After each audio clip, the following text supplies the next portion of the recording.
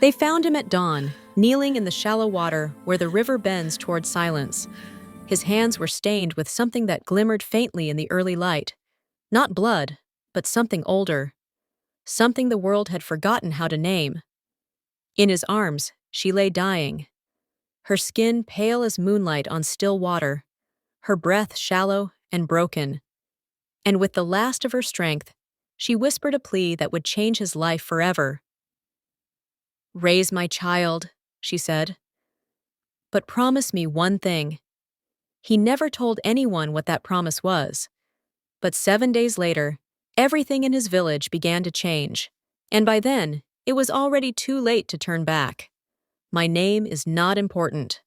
But this story is.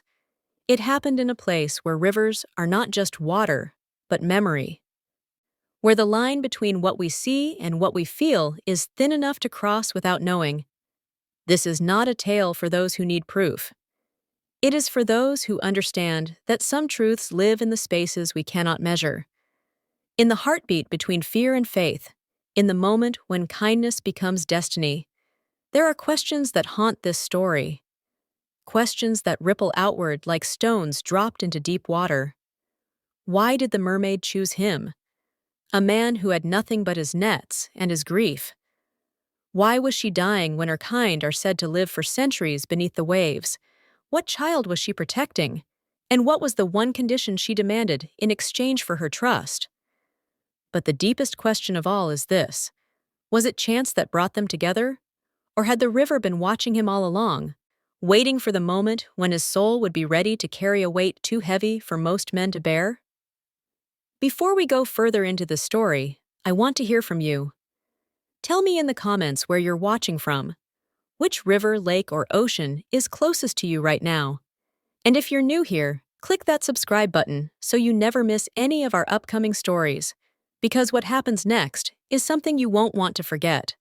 His name was Amdi, and before the river claimed him, he was a man the village barely noticed. Not because he was forgettable, but because he had learned to move through life quietly. The way you walk when you have already lost the thing you loved most. His wife had died 3 years before. Childbirth. The baby did not survive either.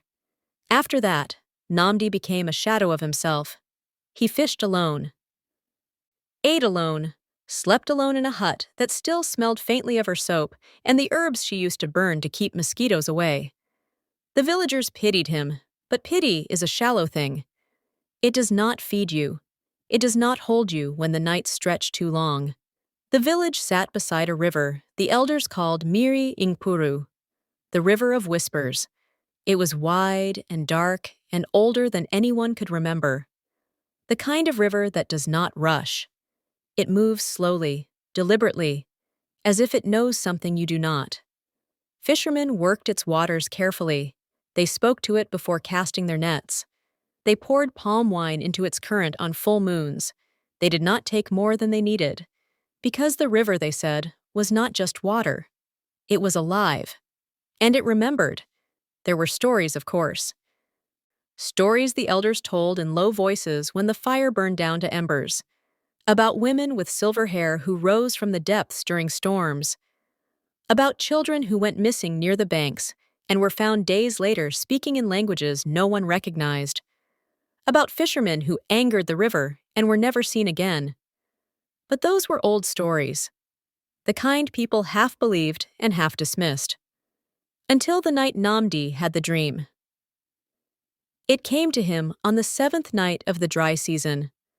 A dream so vivid it felt like drowning. He was standing waist-deep in the river, the water warm and thick around him, and somewhere beneath the surface, a child was crying. Not the cry of an infant, something older, sadder. He could hear it so clearly it made his chest ache. He tried to dive down, but the water held him in place. And then, just before he woke, he heard a voice. Soft. Female. Desperate. It said only one thing. Find me before the moon dies.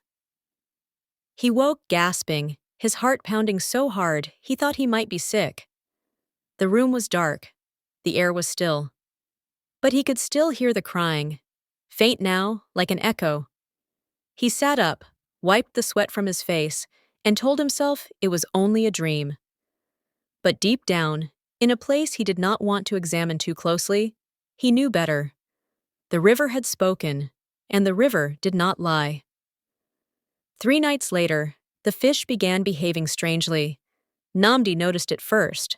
His nets, which usually brought in enough to sell and eat, came up nearly empty. But the fish that were caught were wrong. Too large, too still. They did not thrash or fight. They simply lay in the net, staring at him with eyes that seemed almost aware. One of them, a catfish the size of his forearm, did not even try to escape when he picked it up. It just looked at him. And for a moment, he could have sworn it blinked. That same week, the night songs began. Every evening, just after sunset, a sound would rise from the river. Not quite music, not quite wind. Something in between. The villagers heard it too. Some said it was the spirits mourning. Others said it was a warning. The chief's wife refused to let her children play near the water. The herbalist burned offerings and muttered prayers. And Namdi, who had spent his entire life beside that river, felt something he had not felt in years. Fear. On the 6th night, the river began to glow, faintly, just enough that if you were standing at the right angle, you could see it. A soft, greenish light that pulsed beneath the surface like a heartbeat. Namdi stood on the bank and watched it for over an hour. He did not know what it meant, but he knew, with a certainty that settled deep in his bones, that something was coming. Something that would not let him remain invisible any longer. It happened on the 7th day. Just before dawn, when the sky was still purple and the world was caught between night and morning. Namdi had gone to check his nets, the way he did every morning.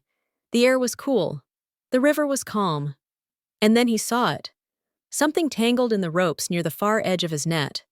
At first, he thought it was debris. A log, maybe, or a large fish caught awkwardly. But as he pulled the net closer, he realized it was moving. Weakly, struggling. He waded into the water, knee-deep, then waist-deep, pulling the net toward him with both hands. And when he finally saw what was trapped inside, his breath stopped. It was a woman, or something that looked like a woman. Her upper body was human. Pale skin, long dark hair tangled with river weeds, but from the waist down, she was covered in scales. Silver and blue and faintly glowing, even in the dim light. Her tail was caught in the ropes, twisted so tightly it had torn through the delicate membrane between the fins. Blood seeped into the water around her. Dark. Almost black. She was breathing, but barely. Her chest rose and fell in shallow, desperate gasps. Her eyes were closed. Her lips were cracked and dry. And when Namdi touched her shoulder, her eyes flew open. They were not the eyes of a fish. They were human, brown, wide with pain and fear, and something else. Recognition. As if she had been waiting for him. "Help me," she whispered. Her voice was rough, like she had not used it in days. "Please, help me!" Namdi did not hesitate. He did not think about the stories. He did not think about what the villagers would say. He only thought about the way her hand gripped his wrist with a strength that should not have been possible for someone so close to death.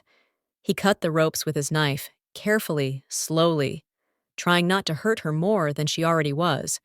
And when she was free, she collapsed against him, her weight sudden and real. "Water," she gasped. "Please. I need water." He almost laughed. She was a creature of the river, and she was asking for water. But then he understood. She was not asking for the river. She was asking for something clean, something pure. He carried her to the bank, laid her gently on the wet sand, and ran back to his hut. He returned with a calabash full of fresh drinking water from the clay pot he kept inside. He tilted it to her lips, and she drank like someone who had been wandering a desert. When she finished, she looked at him again. This time, her gaze was steady, focused. "Thank you," she said. And then, more quietly, "You are one of us." He did not understand. One of who? But before he could ask, she reached out and touched the center of his chest. Just once. Lightly. And where her fingers touched, a warmth spread through him. Not painful, not unpleasant, but undeniable. When he looked down, there was a mark on his skin. Faint. Shaped like a wave curling into itself, glowing softly before it faded. "What did you do?" he asked. She smiled. A sad, tired smile. "I gave you my trust," she said. "Now you are bound to me and to my child." And then, before he could respond, her eyes rolled back, and she collapsed into unconsciousness. Her breathing slowed, her body went limp. And Namdi, a man who had spent 3 years trying to disappear, realized he had just become responsible for something far greater than himself. He carried her to his hut and laid her on the mat where he slept. He did not know what else to do. He could not take her to the herbalist, could not take her to the chief. How do you explain a dying mermaid? How do you ask for help when the thing you are trying to save should not exist? So he stayed with her. He kept her cool with wet cloths. He gave her water when she woke. And he waited. That first night, the river brought fish, more than Namdi had ever caught in a single day. His nets were so full they nearly tore. He pulled them in, stunned, and laid the fish out on the bank. There were enough to feed the entire village. And when he looked back at the river, the water seemed to ripple in approval, as if it was thanking him. The second day, a child in the village who had been sick for weeks suddenly recovered. The fever broke. The cough stopped. The mother wept with gratitude and thanked the ancestors. But the herbalist, a woman named Adayeze, who saw things others did not, came to Namdi's hut that evening.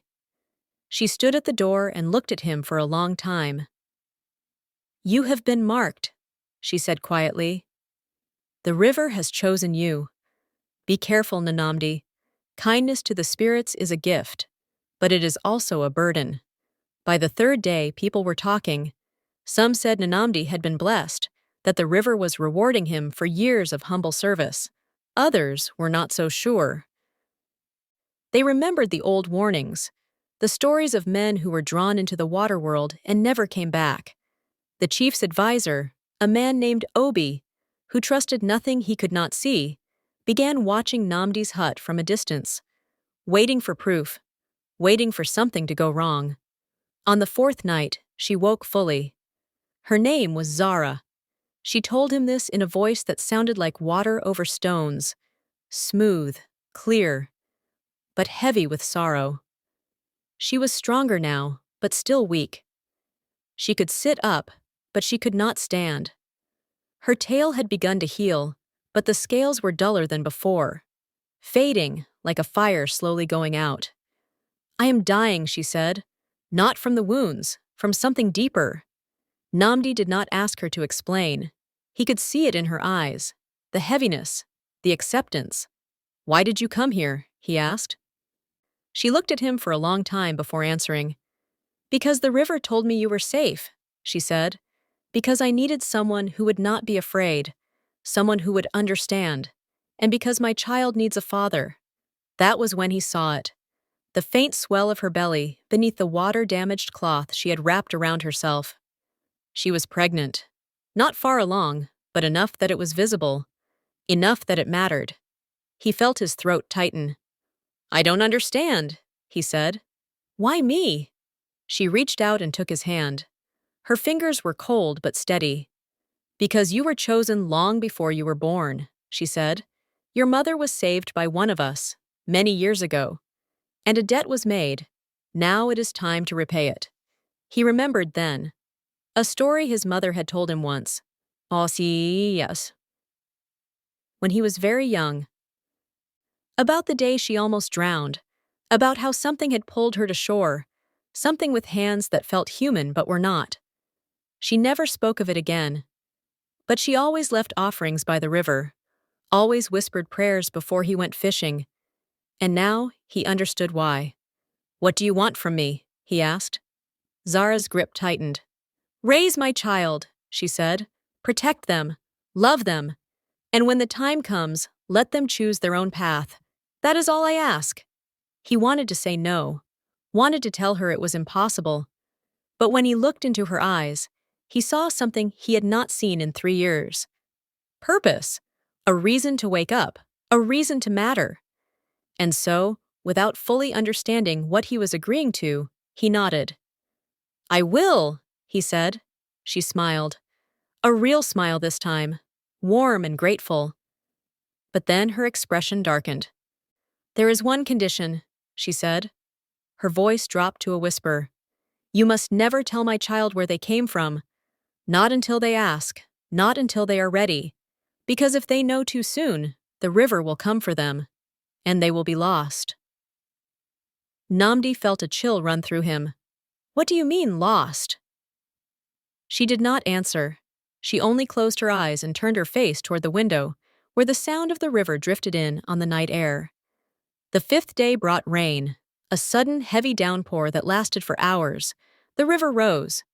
The villagers retreated into their homes, and in Namdi's hut, Zara grew weaker. She barely ate, barely spoke. But she held on to his hand like it was the only thing keeping her anchored to the world. That night, she told him the truth. The whole truth. And it shattered everything he thought he understood. She was not just a mermaid, she was a guardian, one of the river's chosen protectors. Her kind had lived beneath the waters for centuries, watching over the balance between the human world and the spirit world. But something had gone wrong. A darkness had entered the river, a spirit that sought to corrupt the waters, to take control, to break the ancient agreements. Zara had been sent to stop it, but she had been betrayed. The one she loved, the father of her child, had been working with the darkness all along. He had used her, lured her into a trap, and when she tried to escape, he had poisoned her. Not with anything the human world would recognize, but with something from the deep places. Something that ate away at her life force slowly, painfully. She had fled to the surface, knowing she was dying, knowing her only hope was to find someone who could protect her child. Someone the river trusted. That someone was Namdi, and the child she carried was not just her child. It was the river's heir, the one prophesied to bridge the two worlds, to restore balance, to heal what had been broken.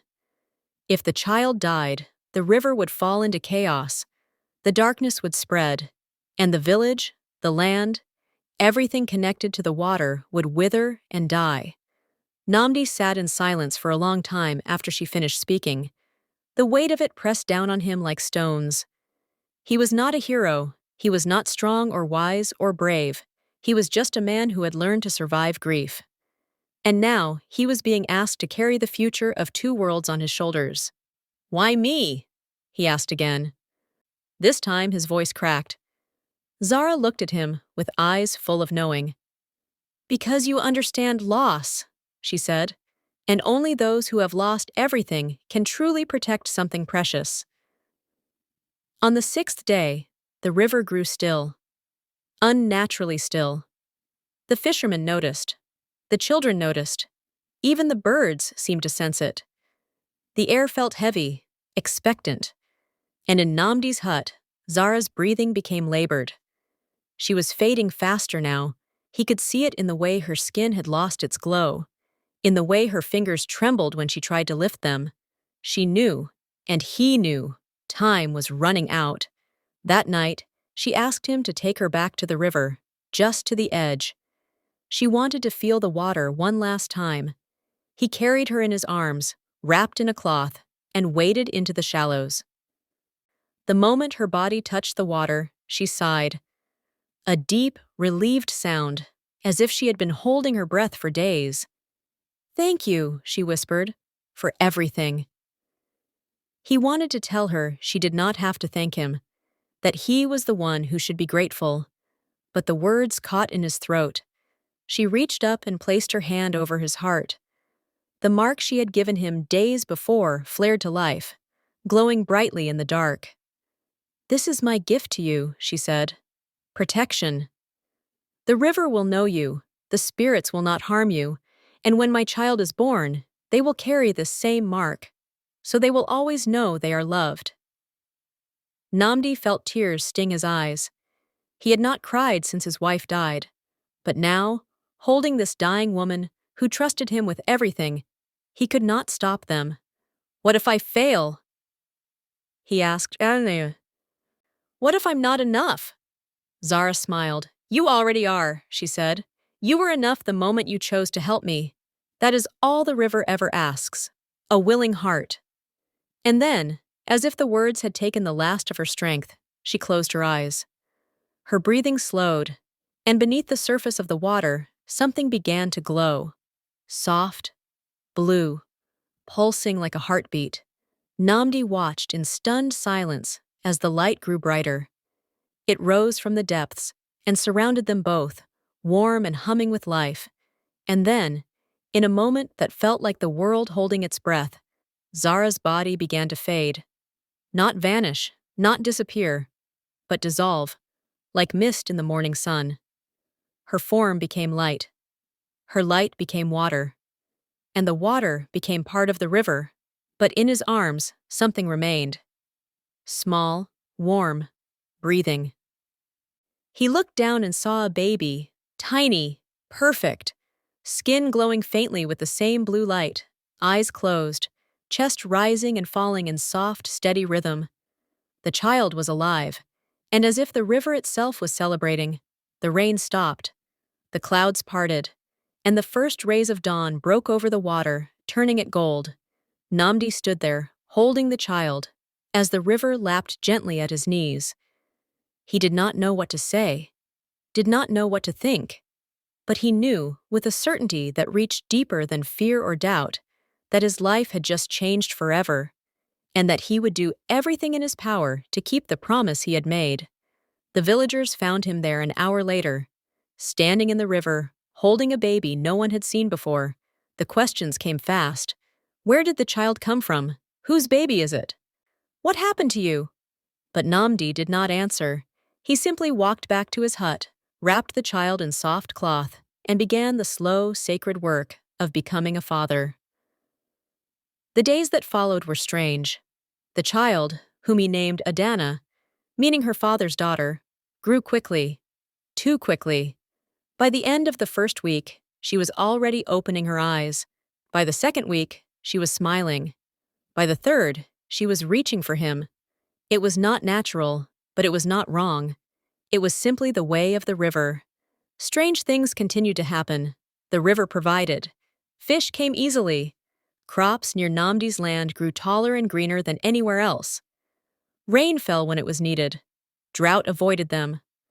The village began to prosper in ways they had not in years, and slowly the fear turned to reverence.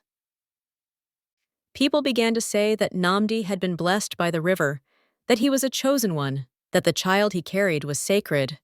But not everyone believed. Obi, the chief's advisor, grew suspicious. He watched Namdi carefully, asked too many questions, spread whispers about dark magic, about deals made with spirits, about children who did not belong. And late at night, when no one else was listening, he began to plot. Because men like Obi do not trust what they cannot control, and they fear what they cannot understand.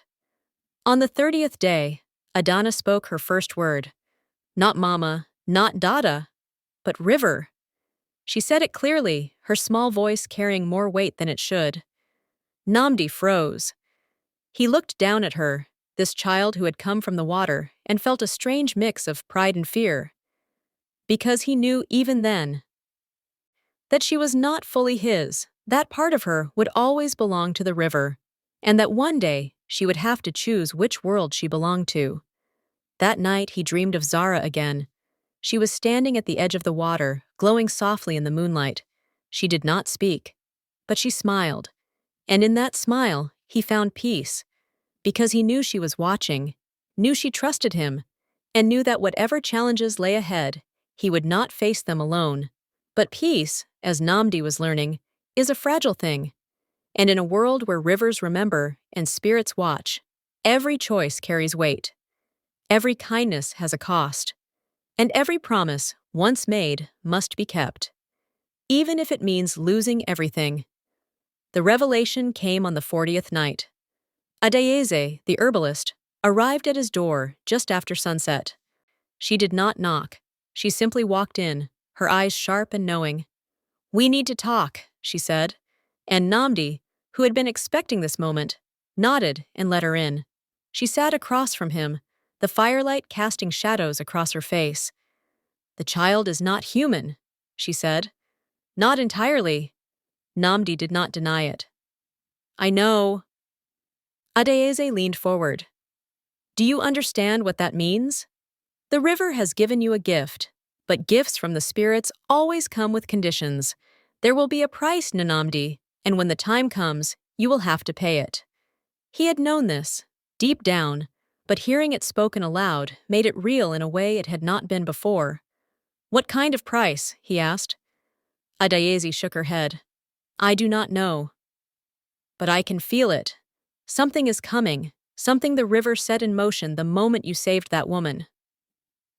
And whatever it is, it will test you. So prepare yourself, because when the spirits come to collect, they do not accept refusal." Namdi looked down at Adana, sleeping peacefully in her basket, her tiny chest rising and falling, her face soft and innocent, and he thought about Zara's final words. Protect her, love her, let her choose. He could do that. He would do that. Even if it cost him everything. Adayeze stood to leave, but before she reached the door, she turned back. "One more thing," she said. "The mark on your chest.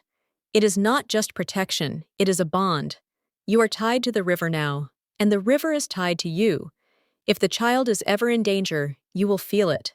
And if you are ever in danger, the river will know." She paused. "That bond is a blessing, but it is also a chain. Remember that." The 50th day brought the test. It came in the form of a storm, not a natural storm. This one rose suddenly, violently, without warning. The sky turned black, the wind howled, and the river, which had been calm for weeks, began to rage. Waves crashed against the banks, trees bent and cracked, and in the midst of it all, Namdi heard a voice. Deep, ancient, commanding. "Bring the child to the water." He knew in that moment that this was it. The price Adayeze had warned him about. The river wanted Adana. Whether to protect her or to claim her, he did not know. But he knew one thing with absolute certainty. He could not let her go, not without a fight. He wrapped Adana tightly in cloth and stepped out into the storm. The wind tore at him. The rain blinded him. But he walked toward the river, his heart pounding, his mind racing. When he reached the edge, the water rose to meet him. Not violently, but deliberately, as if it had been waiting. "What do you want?" he shouted over the roar of the storm. The voice answered, not with words, but with images, flashes of memory that were not his own. He saw Zara's betrayal, saw the darkness spreading through the river, saw the prophecy. The child was meant to heal the river, to restore balance. But to do that, she had to be returned. Not to die, but to transform, to become what she was always meant to be. Namdi felt his chest tighten. "No," he said. "She is just a child. She deserves to grow up, to choose her own path." The river responded with a surge of emotions so powerful it nearly knocked him over. Love, sorrow, desperation, and something else, respect. Because Namdi had done what few humans ever did. He had challenged the spirits, not out of arrogance, but out of love. And in that moment, the river made a choice. It receded. The storm calmed, the voice faded, and Namdi stood there, soaked and shaking, holding Adana close. She was safe for now. But he knew this was not over. The river had granted him time, but one day the choice would come again, and when it did, he would have to decide, his love for her or his duty to the river.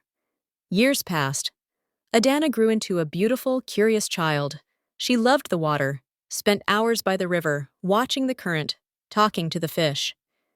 The villagers adored her, called her the river's blessing. And Namdi watched her with a mixture of pride and quiet fear. Because he knew the truth, knew what she was, and knew that one day she would have to know too. When she turned 7, she asked him the question he had been dreading. "Papa, where did I come from?" He looked at her, this child he had raised and loved and protected, and he remembered Zara's words. "Do not tell her until she is ready." But how do you know when someone is ready for a truth that will change everything? He knelt down and took her small hands in his. "You came from the river," he said, "and one day, when you are older, I will tell you the whole story. But for now, just know this. You are loved, you are safe, and you are exactly where you are meant to be." She smiled and hugged him, and for a moment, that was enough. But the river never forgets, and on Adana's 10th birthday, it called to her. She heard it in her dreams, felt it in her bones. And one morning, without telling Namdi, she walked to the water's edge and stepped in. The river welcomed her, wrapped around her like an embrace. And in that moment, she saw everything.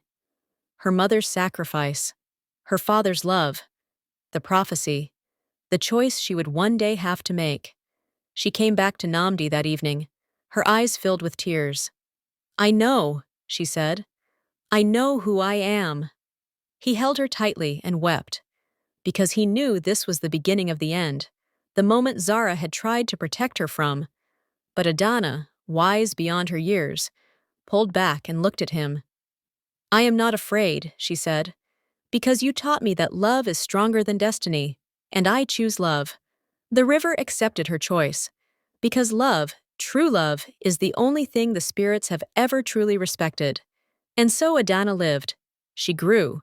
She became a bridge between worlds, a healer, a protector, and Namdi, the fisherman who had once been invisible, became known as the father who loved so deeply that even the river bowed to him.